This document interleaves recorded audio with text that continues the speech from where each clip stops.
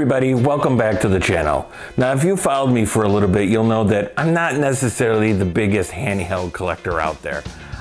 For whatever reason, I'm more of a console guy. Handheld's never been something that I've been super interested in, although I do collect for it here and there. But about 3 years ago, a company that I really like, Analogue, decided that they were going to come out with a handheld called the Analogue Pocket.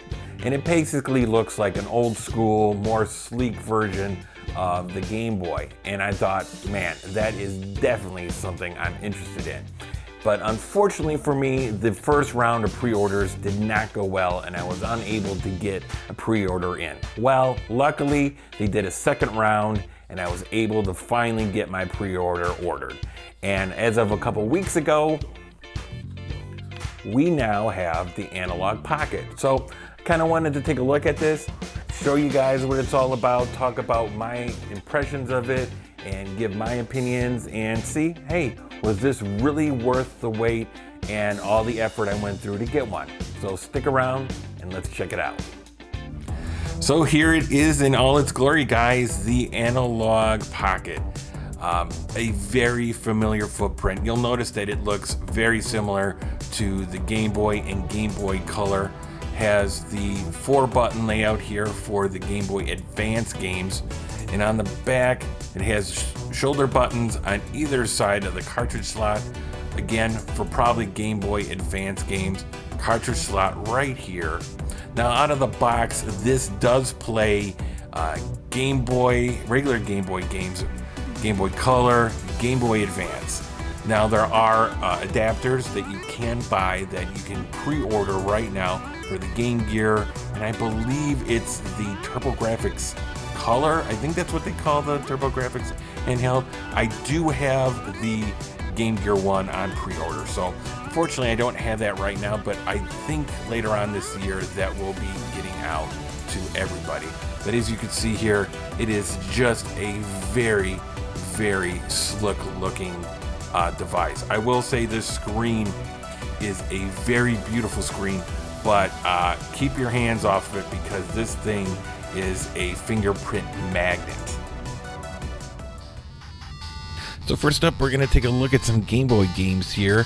Sorry about the sound in the background. My furnace just fired. I forgot to turn that off. But as you can see, this looks phenomenal. And not only looks phenomenal, but it sounds great too. I don't know how you get any better than the way this looks.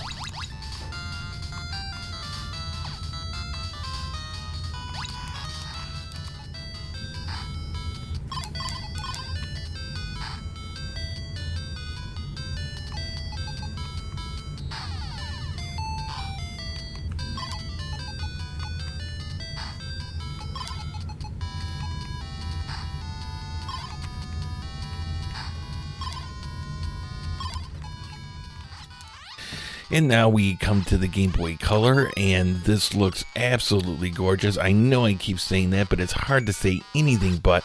I don't have too much experience with the Game Boy Color, but what I do actually is without a backlit screen, and this looks simply fantastic.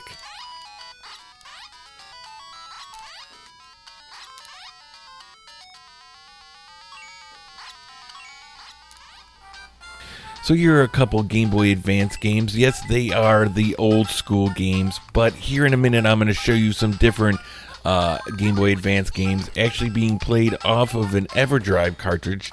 Yes, the EverDrives do work on the Analogue Pocket.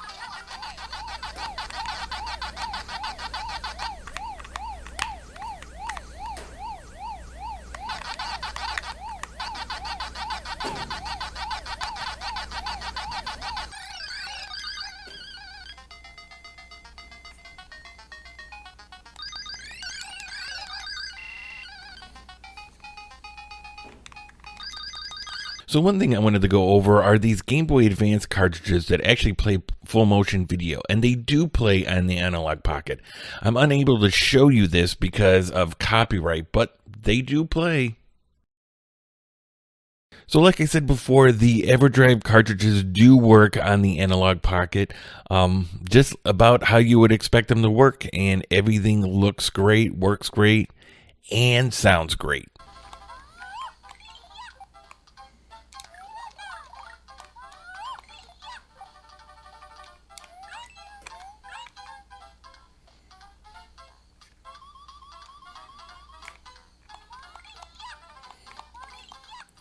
All right, so what is my final thoughts on the Analogue Pocket? Well, this thing is tremendous. It is amazing. It is fantastic. And that's just me playing games on it. This thing has a lot of other stuff going for it, a lot of extras that were put into this, as far as programs where you're able to make music and stuff like that. I didn't talk about that in this video because, number one, I don't know a lot about any of that stuff, and I'm not looking to do any of that.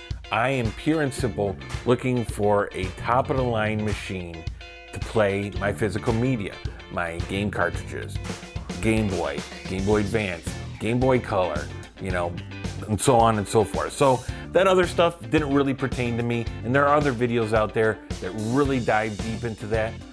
But this, as far as playing those physical media, you're not gonna find anything better. That being said, it is very pricey. It's north of $200. That is no small amount of money. With Analogue, you know what you're getting, and it's just one of those things where you have to decide whether it's worth it for you or not. Now, there are plenty of original hardware still out there. There's a ton of Game Boys. There is a ton of Game Boy Advances and Game Boy Colors, and there are mods that you can do to them that aren't that hard to do. With just knowing a little bit of soldering in the kits that you can get a decent colored screen, backlit screen on an original and a Game Boy Color that looks fantastic. So it comes down to basically, what do you want, what are you looking for, and how much are you willing to spend. As for me, I am super glad that I got it.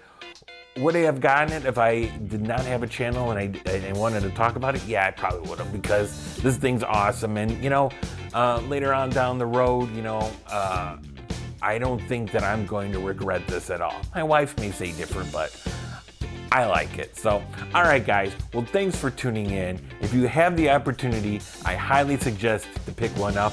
And yeah, that was the Analogue Pocket. I give it 2 thumbs up. All right, until next time, take care and goodbye.